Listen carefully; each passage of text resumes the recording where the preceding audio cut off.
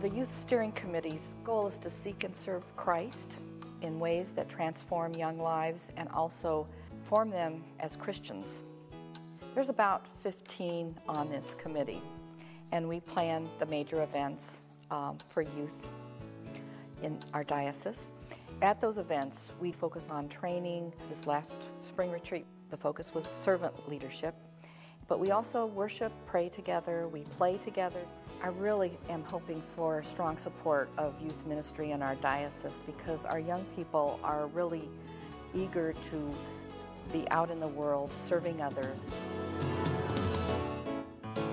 Among the things we do is support EFM, which is Education for Ministry.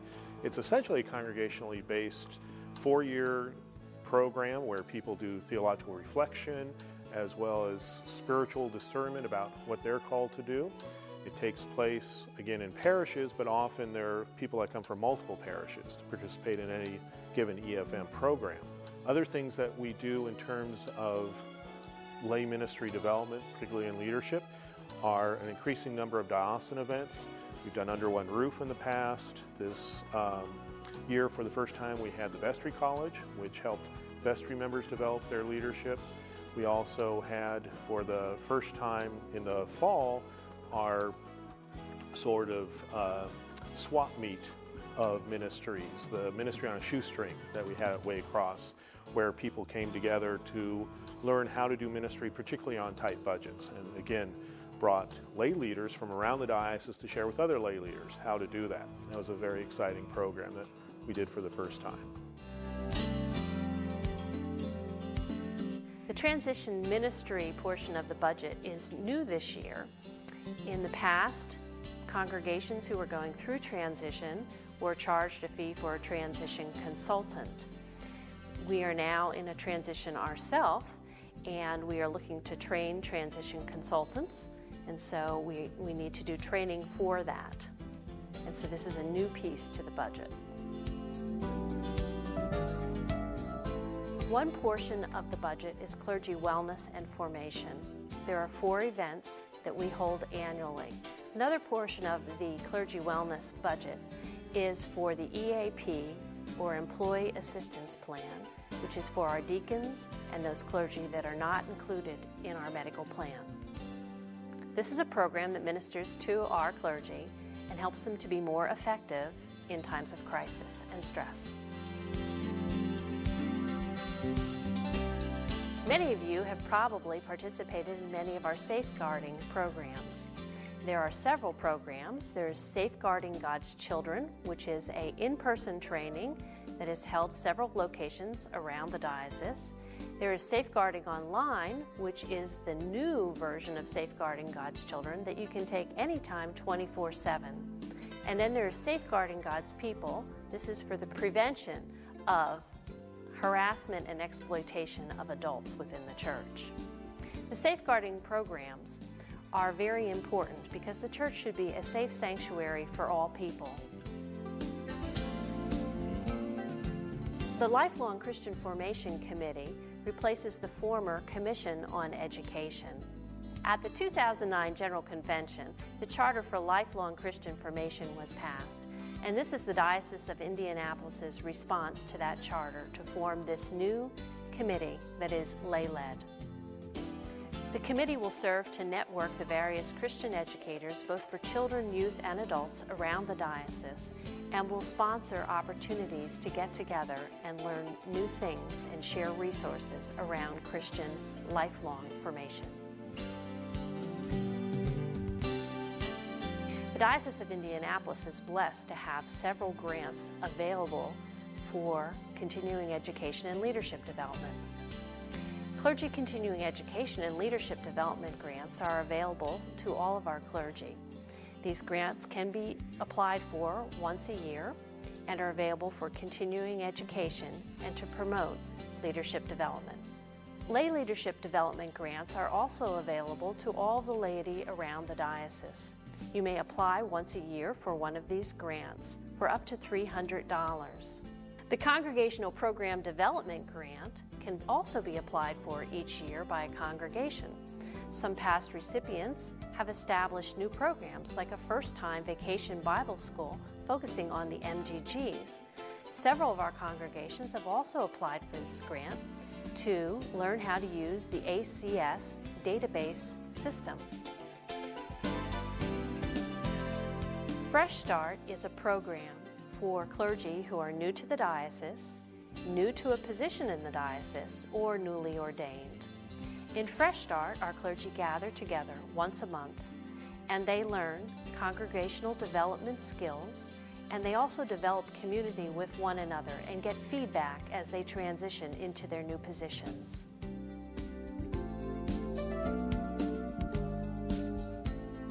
Well, what we really do is we create an environment that's friendly for stewardship.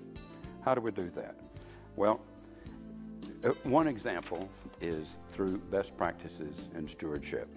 As an example of that, at the 2009 General Convention, there were 3 churches awarded best practices in stewardship. 2 of them had direct ties to our diocese. We provide materials for parishes. We send people to conferences, workshops, so that they can get ideas that they can steal. Now, we only steal from the best, though.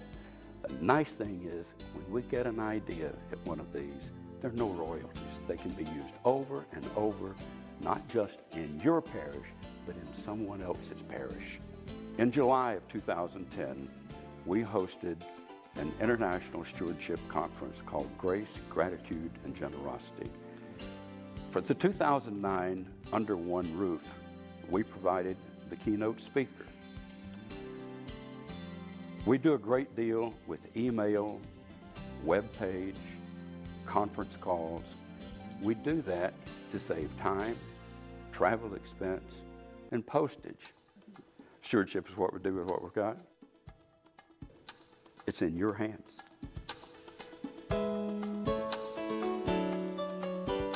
Our charge is to bring together the various chaplains of the different campus ministries around the diocese to share program ideas and set budget for each year, and also maintain contact with the bishop and the diocesan offices.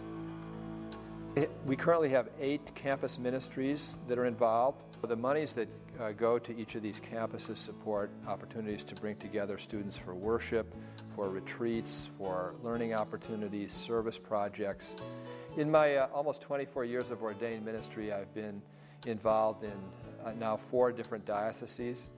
And I have to say that the campus ministries in the Diocese of Indianapolis are the most vibrant I've seen in the 4 of those. This is the time when most students wind up taking a vacation from church. It's all geared toward establishing a presence on our campuses where we become visible and where students become aware that the gospel of Jesus Christ is a gospel for the 21st century. The purpose of the Episcopal Women's Ministries is to support women of the church through the organizations they are involved in and to help network the groups together. Some of the women's ministries in the diocese, of course, is the Episcopal Church Women, Daughters of the King, a new group that is called the Episcopal Community, CPC, which is Church Periodical Club, United Thank Offering, or UTO, and we have now added mothers of preschoolers to bring in younger moms. The Commission on Ministry is an advisory commission to the bishop, and our primary function is to recruit and train and form people for ministry. And a large portion of what we do is around ordained ministry, but we also do help and assist in forming lay people for ministry. The budget that we receive from the diocese allows us to host events at Waycross, primarily for people who are preparing for ordained ministry. We interview people who are entering the ordination process, and we support and form people who are already in the ordination process. We also meet as a commission 8 to 10 times a year, and we work on things like lay ministry and information day and anything else that the bishop asks us to address in terms of ministry in this diocese. The Deacon Formation Program prepares people who are called to the diaconate, and it is now a 3-year program. We've been doing a major revamp of the program and prepares people through both spiritual, academic, and practical ministry experiences, including field work and shadowing and other preparation. Deacons are the intersection between the church and the world. They bring the needs and concerns of the world into the church and help the church to mobilize to meet those needs. Our budget is part of the Commission on Ministries budget. Our budget primarily is used for our weekends, our overnights at Waycross, where we will, beginning in January, be meeting 10 months of the year. Over the past year, what we've been doing is a couple initiatives. One of the things that we would like to put in our budget item is to have the caulking and the weather stripping and the new light bulbs and everything that could actually cut energy bills at the parish level, and at the same time have us cut our carbon footprint so that we're eating up less of the resources of the world.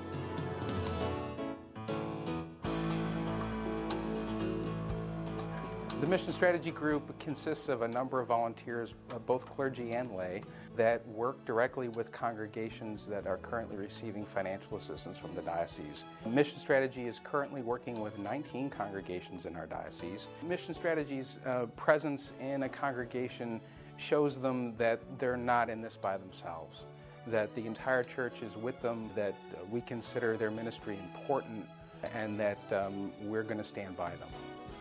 We're thankful for the support of Mission Strategy that has helped us over the last several years to kind of enable us to reclaim our identity and our presence on the West Side. What's in it for the larger household, you might ask? Well, what's in it is that we've gained a lot through our experience and through our collaboration with Mission Strategy. Enough so that hopefully in the years to come we can be a model for others. What Mission Strategy has given to the congregation of St. Timothy's is a sense that they belong to the diocese. The assistance from Mission Strategy has helped us to grow, has helped us to realize the gifts that we have, and now we can take those gifts and share them with our local community as well as with the rest of the congregations in our diocese. And then there's the communication and evangelism budget.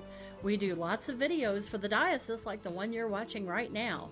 Some other parts of this ministry include producing and distributing Go Forth, our new diocesan quarterly magazine, and before that, Tidings, the diocesan newspaper. Offering the gathered community our monthly e-news tool.